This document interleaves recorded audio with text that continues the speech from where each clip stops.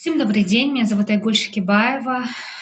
На сегодняшней встрече мы будем говорить о праве ребенка с синдромом Дауна на образование. И для этого я приглашаю перейти на презентацию.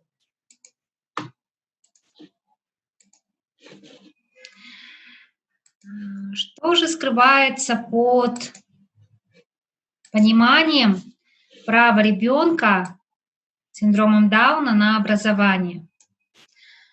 Важно отметить, что буквально 10-12 лет назад в нашей стране ребенку с такой особенностью было очень сложно попасть в садик и тем более в школу, даже если она была специальная. Но меняется время, меняются законы, меняется мышление, и уходят стереотипы и дурные предрассудки по отношению к людям с синдромом Дауна. Конвенция о правах ребенка, которую ратифицировал Казахстан еще в далеком 1992 году, гарантирует право ребенка, независимо от его физических и умственных отклонений, на достойную жизнь и равноправие наравне с другими детьми. Конвенция о правах людей с инвалидностью, участником которой является Казахстан, также обязывает государство соблюдать все права и создавать необходимые меры для полного обеспечения прав детей с инвалидностью наравне с другими людьми.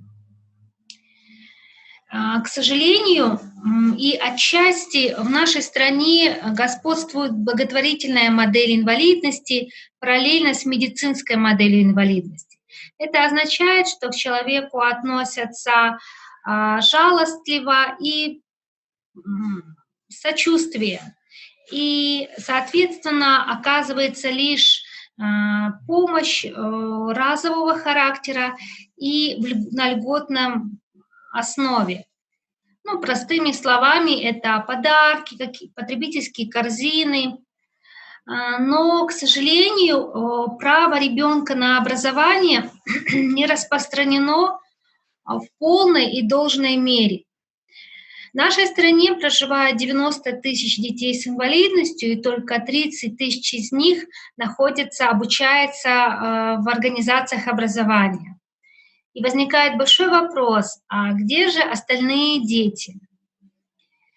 Наши законы гарантируют получение бесплатного образования всем детям, но, к сожалению, в отношении детей с инвалидностью нет должного контроля. И нет должного контроля со стороны родительских обязанностей. Поэтому право на образование ребенка с особыми образовательными потребностями – это желание или ответственность родителя.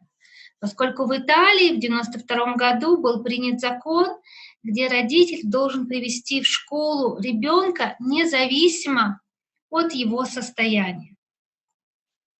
Но к тому времени в Италии были подготовлены все школы и садики для принятия особых детей. Как обстоят дела у нас в Казахстане? Законом Республики Казахстан об образовании закреплено, что родители имеют право выбора организации образования с учетом желаний, индивидуальных склонностей и особенностей ребенка. Также ребенок имеет право пойти в школу в том районе, где он проживает.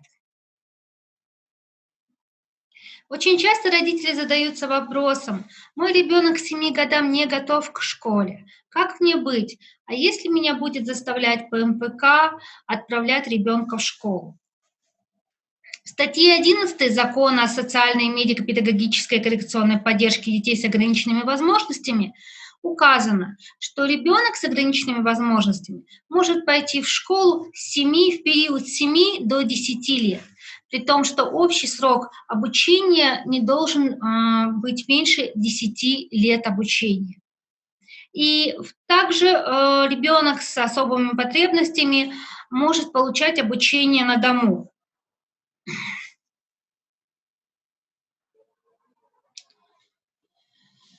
В законах, в типовых правилах об общеобразовательных школ есть пункт о том, что если ребенок проживает в том районе, где находится школа, то администрация школы не имеет права отказать ему в приеме в соответствующую организацию образования.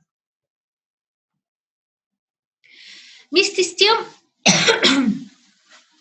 в нашей стране и, как и в ряде стран бывшего Советского Союза, есть такая комиссия, сейчас она называется как консультация, психолого-медико-педагогическая консультация, которая в определенных случаях является барьером для поступления ребенка в детский сад или в школу, поскольку от заключения данной консультации зависит распределение ребенка в школу.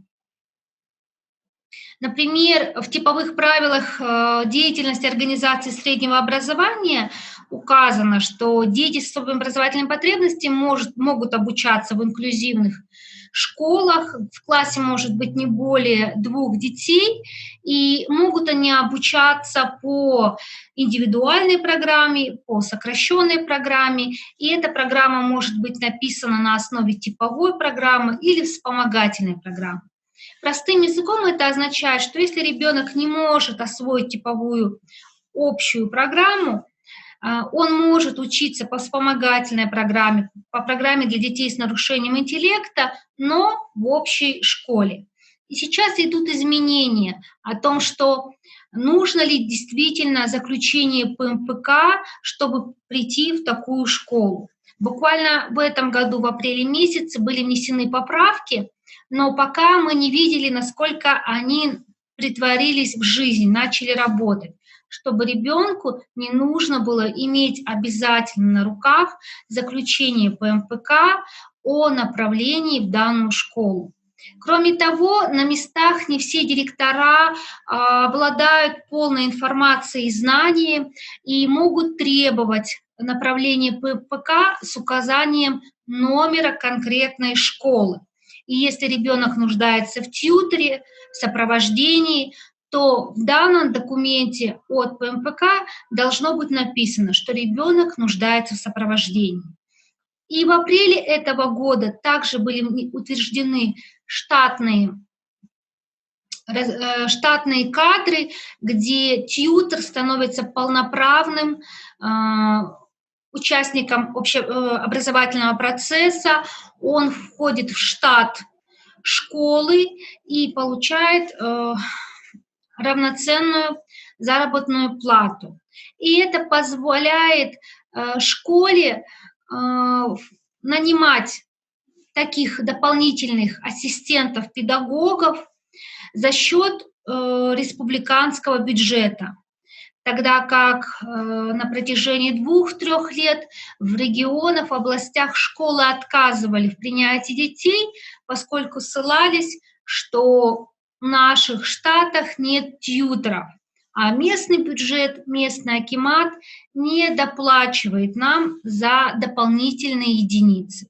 Вот с этого года такие изменения произошли. Более того, для образования в специальной школе обязательно нужно заключение ПМПК.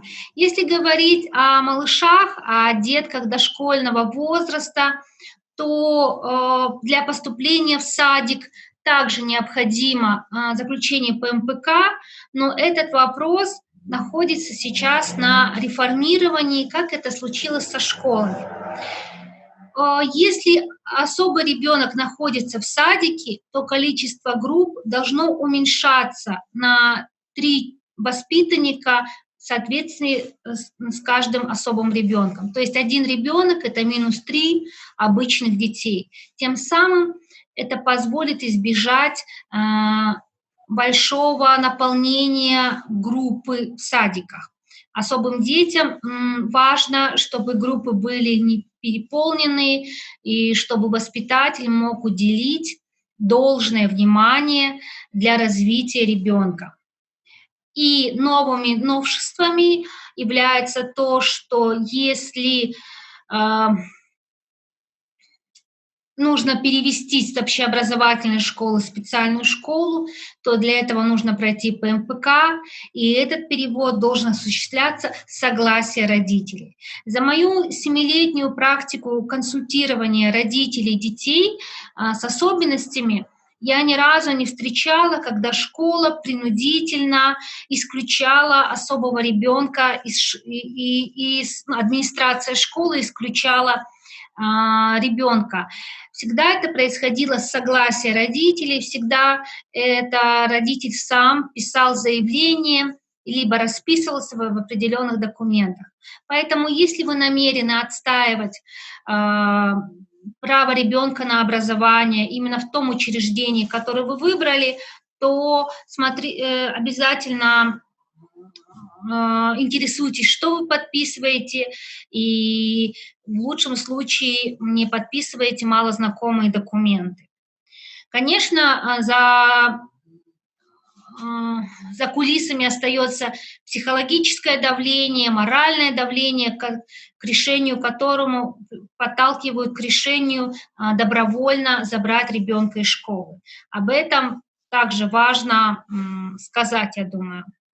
В прошлом году мы делали масштабный мониторинг республиканский, где спросили 200 родителей о том, как они проходили ПМПК, поскольку нужно понимать, что ПМПК – это государственная услуга. Это такая же услуга, как вы приходите в ЦОМ и получаете те или иные виды услуг. У ПМПК есть стандарт. Согласно этому стандарту, продолжительность обследования должна быть не менее часа. И если ребенок первично пришел на ПМПК, и в первый раз он растерялся, не смог ответить на вопросы специалистов, он имеет право прийти до 4 раз на эту комиссию, то есть с разными промежутками времени. И родитель имеет право присутствовать во время консультации. Родители имеют право получить полную консультацию о развитии ребенка, о дальнейших коррекционных мероприятиях. Это все должно быть записано в заключении ПМПК. Очень часто в заключениях ПМПК психические диагнозы, диагнозы умственной отсталости шифруются международной классификацией болезней МКБ. И поэтому родитель, думая о том, что у моего ребенка аутизм, однако в документах ПМПК стоит совершенно другой шифр и совершенно другой диагноз. Да, в стандарте указано, что ПМПК может шифровать такого рода заболевания, но в то же время родитель имеет право получить полную консультацию по установленному диагнозу и дальнейших коррекционных реабилитационных мероприятиях.